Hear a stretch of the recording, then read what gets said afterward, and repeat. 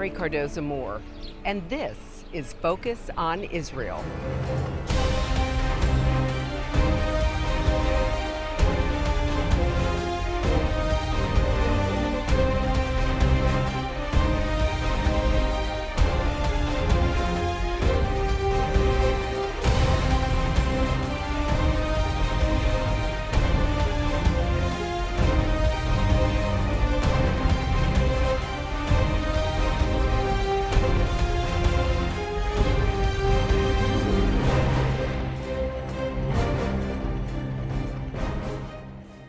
Hello, and thank you for joining me today on Focus on Israel. I'm Laurie Cardoza-Moore, and like most Americans, I began to ask a lot of questions about what happened to our country following 9/11. As I read and talked to experts, the issues of radical Islam and the attacks on America and Israel became extremely personal to me. In response, I founded Proclaiming Justice to the Nations, a nonprofit organization dedicated to educating and sharing the message of Christian biblical responsibility to the people and land of Israel against the rise of a new anti-Semitism. In this series, Focus on Israel, I wanted to share with you what I've learned through my research and meetings with experts in their respective fields. I believe that it is so very important that at this critical time in history, we must turn our focus on Israel. Now, if you've missed any of our past programs, you still have a chance to review our most recent ones on the PJTN website. Also, please consider purchasing the DVDs of past shows. Today, we're going to be looking into anti-Semitism in film from the time of the Nazis to today. As a producer, I have made it my biblical responsibility to further the truth through the use of film and media. The most powerful media today is film, as demonstrated by the propaganda films of the Nazi regime. But even today, unfortunately, we can see anti-Semitism on the big screen. Right now, I'm turning this show over to two experts of the film world. Michael Medved, renowned film critic and radio show host, will give you a look at the film Munich, a major Hollywood film that essentially smeared the state of Israel with a multitude of distortions and lies. But first, two-time Emmy Award-winning director Stan Moore will take a look at the most notorious anti-Semitic films of the 40s, as well as a recent film that utilized anti-Semitic stereotypes in a very similar and unnerving manner. When we think about anti-Semitism in the movies and in film and in cinema, we have to look at what the Nazis did. The Nazis were notorious, obviously, for their anti-Semitic propaganda in all areas, from billboards to books to films. Both Hitler and Goebbels believed that film was a very potent tool. Goebbels was a genius. A genius when it comes to propaganda. We see this demonstrated unbelievably in the film called Triumph of the Will, which was a masterpiece when it comes to propaganda, showing Hitler as this, well, it opens essentially with Hitler flying into Berlin, and he's coming in this plane and he steps out. It's like he's basically the savior flying in to save Germany. And the whole film basically shows him from just the right angles. Everything is done and orchestrated to an effect that you basically get the feeling that this man is next to God, if he's not a God. Obviously, the propaganda machine had to work to basically convince people in Germany and throughout Europe that the Jews were evil, they were bad. In 1940, they developed an anti-Semitic film that was supposed to be a documentary. Everything was supposed to be real, actual footage, but totally a major lie. The title of the film was Der ewige Jude, which is basically the German term for the wandering Jew. It's a legend that spread in Europe in the 13th century. And what this legend entails is a Jew who taunted Jesus on the way to the cross. He was cursed to walk the earth until the second coming. So this is the wandering Jew. And once again, this wandering Jew thing is something that is not only played then, but we see it even in a modern day film, which I'll talk about. It tried to demonstrate the parasitical nature of the Jewish people. A lot of the footage is shot in the Polish ghettos. You know, the film basically is arguing that the Jew is a barbarian who has basically infiltrated himself into European society and now exploits it like a parasite. Now, this is essentially emphasized throughout the film, starting from the very opening lines of the film's commentary. The Jew is the demon behind the corruption of mankind, and these pictures prove it. Another major point in the film is that it connects the Jewish migration. It shows this migration from the Middle East to Egypt and other parts of the world, and then it shows the migration of rats. It compares the Jews to rats. And the narrator states that as rats are the vermin of the animal kingdom, Jews are the vermin of the human race, and similarly spread disease and corruption. Hitler actually preferred this type of straightforward propaganda that just basically was in no form or whatever subtle, but it didn't sell well. Okay, let's face it, people didn't buy tickets to go to the movies to see this kind of stuff. Goebbels preferred a much more subtle approach of couching anti-Semitic images in a story with popular appeal. Thus, the film Judge Sus, which actually was a very popular film, believe it or not. It was basically shown all over Europe and essentially was required viewing for the SS and other German soldiers who were essentially going out and killing Jews. It took a true story about a duke in Germany who became entangled and became corrupt.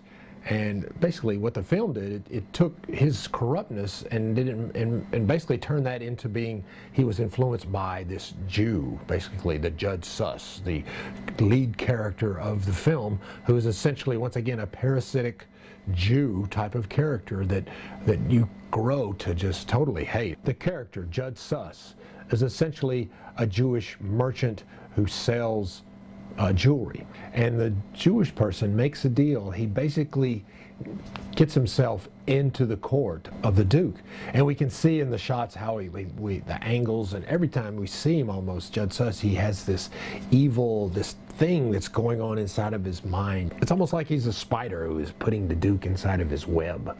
The Judge Sus goes from his locks and his hair and his beard and cutting all of this off, and it becomes part of the European look. As you can see here, he has changed his look and he's ready to go into society to basically infiltrate it. As things progress, the council, who is the Duke's kind of his Congress, whatever, come to him and say, you stop letting the Jews, get rid of the Jews, get them out. And then they even quote Luther. They bring Luther up. Der sagt, darum wisse, du lieber Christ, dass du nächst dem Teufel keinen giftigeren Feind hast, denn einen rechten Juden. Ich will dir meinen treuen Rat geben. In the end, what happens is finally the Duke actually dies of a heart attack, and the Jew is basically grabbed and he's hung. And we hear the unbelievable how they talk about, the Jew is basically, the Jew should not touch the women, being the filth of the Jew.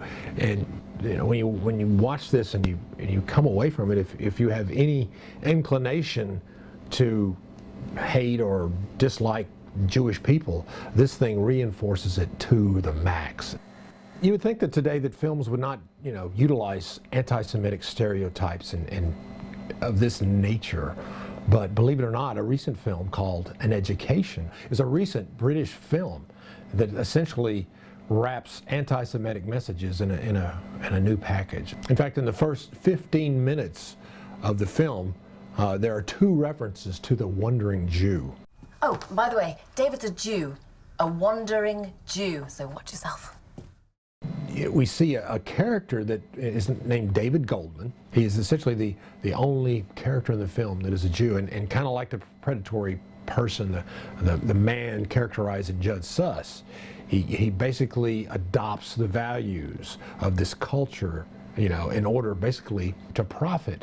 So he proceeds to corrupt an innocent 16-year-old Gentile girl. David makes his money in a couple of ways, which is not reputable, of course. And as the only identifiable Jew in the film, he constantly uses the collective we to justify what he does. In a scene after David proposes, Jenny goes to school and basically informs her headmistress that she plans to marry a Jew. Her headmistress' response is blatantly anti-Semitic. You are aware, I take it, that the Jews killed our Lord? And you're aware, I suppose, that our Lord was Jewish?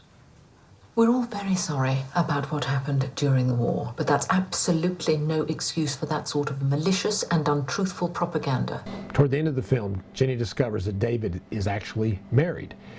And essentially, this destroys her, and we see from this fresh-faced, innocent girl, we see that her makeup and the way she dresses she looks like a woman of twice her age. So the wandering Jew has essentially corrupted her in many ways.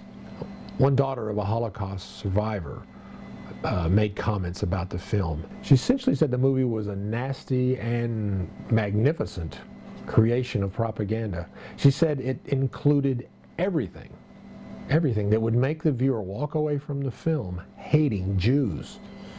And this was the mission of Goebbels and the Nazis in their films. It's sad that we would have a film out there today that does the same thing. This month marks the 70th anniversary of the historic Declaration of the State of Israel. God's sovereign hand can be seen all over this land. Included in the celebrations is the opening of the American Embassy right here in Jerusalem. In honor of this celebration, PJTN is offering a special 70th anniversary package, which includes a captivating new book and an award-winning DVD. Israel Rising is a unique visual story of Israel's miraculous journey from unforgiving desert to thriving nation. Thousands of years ago, the prophet Ezekiel foretold a future time in which the arid land of Israel would come alive for its people. Now this breathtaking book documents the fulfillment of this vision, as rarely seen photographs from the 1880s to the 1940s are juxtaposed with recent photos of the same locations. This book will inspire and captivate you as it illuminates Israel's foretold awakening in a new and unforgettable way. In addition, you'll receive the award-winning documentary, Israel Indivisible: The Case for the Ancient Homeland. This inspiring film examines the many political twists and turns that make Israel the world's most controversial nation. From Abraham and the Promise to the issues facing the Jewish state today, the film examines the historical, archaeological, legal, and biblical foundations for the modern state of Israel. This is a limited time offer for these two remarkable resources for just a one-time gift of $70 today. Your generous donation will help ensure that PJTN stays on the front lines and in the headlines of all the important issues facing Israel and our Jewish brethren. So please go to pjtn.org today. From studying history, it's very clear that what starts with the Jews never ends only with the Jews. We must strongly stand against any anti-Semitic trends, for if not stopped, they'll cause harm to all of us, and we'll witness the downfall of our Judeo-Christian Western culture. Today, many people say there's no longer a need for a Jewish state, that Jews around the world no longer need a place of refuge. But anyone who has heard recent statistics about the worldwide rise in anti-Semitism would never make such a claim. The reality is that neo-Nazi groups and Nazi sympathizers are increasing around the world. Surveys show that over 1 billion people in the world harbor anti-Semitic attitudes. Close to 50% believe that Jews have too much power in the business world, and 2/3 of the world's population has never heard of the Holocaust or believe the historic accounts of it are inaccurate. Don't let yourself be manipulated by evil people with a wicked agenda. When the self-serving villains are in control, good people from all religions suffer. Muslims, Christians, and all people of conscience should stand proudly and show respect for a country that gives so much to the world in so many ways. Do your part, do your research, and do what you can to make a difference. Because what happens in Israel does affect us all. This is not just a Jewish or just an Israeli problem. This is a problem for all humanity, for each and every one of us who believe in freedom and human rights. Learn more about what you can do at pjtn.org. I wanted to speak a little bit about some of the deeper meaning and some of the major issues raised by the movie Munich. because it seems to me it is such a dramatic contrast to the kind of films that Laurie Moore and her company are trying to produce and to give to the world. And I think that one of the reasons that the film is so incredibly painful and worth talking about is, believe it or not, it is the first big studio film about Israel on a major budget in 40 years. So given the fact that Israel has been a subject that has been scrupulously avoided by the big studios and by the media elite, Munich is very, very significant because it's the first approach to this controversial issue in a very long time. By the way, isn't it incredible that there are people out there, anti-Semites out there, who still say, oh, the Jews control Hollywood? This, by the way, is a major focus of Arab propaganda all around the world, is that Jews control Hollywood. Now, if Jews controlled Hollywood and they were following some kind of Jewish agenda, wouldn't you think there would have been some movie since Cast a Giant Shadow with Kirk Douglas in the last 40 years? My favorite part is where John Wayne, who's in the film, who plays Mickey Marcus's commander in the U.S. Army, and says, "So, Colonel Marcus, I say to you in the tradition of your people, l'chaim," and which is a great moment. John Wayne, by the way, his memory should be a blessing, was a great, great supporter, not only of the United States, but of Israel. In any event, given the fact that movies have scrupulously avoided any film that deals honestly with the threat of Islamo-fascist terror, and given the fact that movies have scrupulously avoided Israel altogether, this is an epic event by the most successful director in history, and a director who is known to be unusually comfortable with his own Jewish identity. Many people in Hollywood do nothing at all about expressing their own Jewish identity or background. Spielberg has had bar mitzvahs and bat mitzvahs for all of his 7 children. He has given generously to Jewish charities. He has, which is unusual for Hollywood stars. His wife went through an Orthodox conversion. I know the rabbi who was the Ava Beis Din, who was the presiding rabbi at Kate Capshaw's conversion. He is someone who appeared to be sincerely committed to the Jewish people, and his Shoah Foundation has done wonderful work. Much of the proceeds from Schindler's List has gone to the Shoah Foundation, which actually documents the visual on video, the recollections of survivors like the survivors that we're privileged to have with us tonight. And this is a wonderful cause, and it is a cause entirely funded and set up by Steven Spielberg.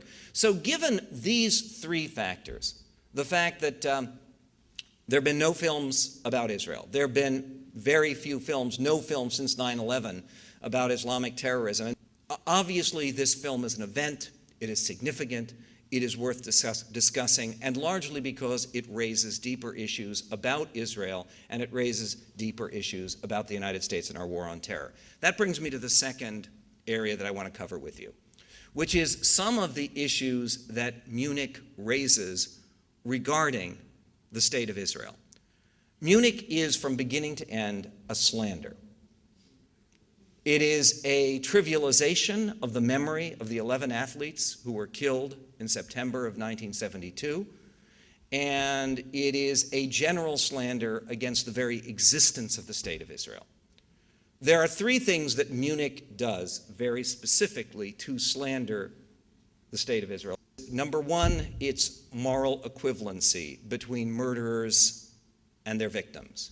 Number 2 is the idea of blood guilt being ascribed to Jews, the original sin, in this case, the creation of the state of Israel. And number 3, Munich basically questions the morality of violence in self-defense. And these 3 things have to be considered one by one. First of all, the idea of moral equivalency. One of the ways that you see the hand tipped at the very beginning is the very beginning of the film. It does not portray up close the killing of the Israeli athletes until the very end of the film, when it's a flashback in the midst of a grotesque sex scene between the main character and his lovely wife. And the opening of the film, they use actual footage from TV coverage to sort of talk about how the world was watching the kidnapping of the Israeli athletes. And what they do to make it clear that there's moral equivalence, they actually go through showing people watching in Israel and then people watching in Palestinian areas. And it shows people crying when they announce that the Israeli athletes are killed, and then they announce on TV, and 7 of the 10 Palestinians who were engaged in the attack, 7 of the 10 Palestinians have been killed, and then it shows Palestinians weeping. And then he does something unspeakable, is it fraudulently shows someone on TV reading out the voices of the dead.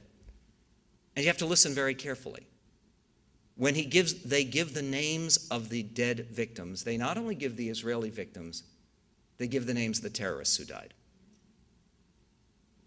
They give the names of the terrorists. Now, this is the ultimate obscenity.